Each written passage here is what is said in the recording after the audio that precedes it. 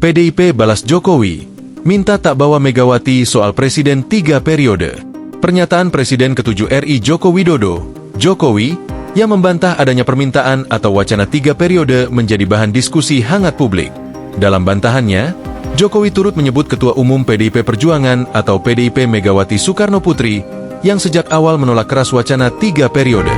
Tanyakan saja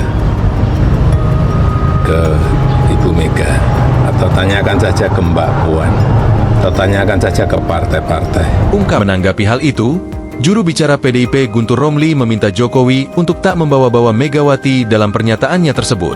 Sebab, kata dia, Megawati sudah berulang kali telah memberikan penegasan penolakan masa jabatan presiden tersebut. Ia menilai tindakan ini sebagai upaya mengalihkan tanggung jawab, mengingat Megawati telah konsisten menyuarakan penolakan. Ibu Megawati dengan tegas menyatakan penolakan 3 periode baik saat memperingati HUT PDIP Perjuangan, 10 Januari 2023, talk show bersama Rosi di Kompas TV, 8 Februari 2024, dan acara penyerahan duplikat bendera pusaka, 5 Agustus 2024.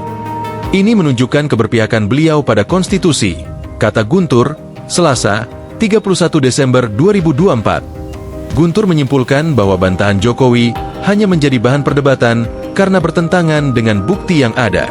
Publik sudah tahu siapa saja yang mendukung wacana 3 periode, bagaimana Jokowi merespons.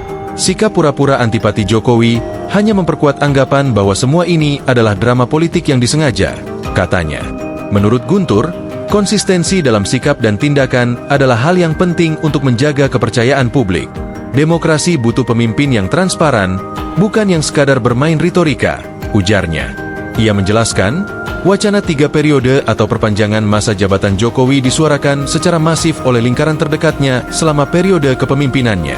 Ketua-ketua umum partai politik seperti Airlangga Hartarto, Golkar, Muhaimin Iskandar, PKB, Zulkifli Hasan, PAN, Suharto Monoarfa, PPP, Luhut Binsar Panjaitan, dan Tito Karnavian terang-terangan mendukung wacana ini.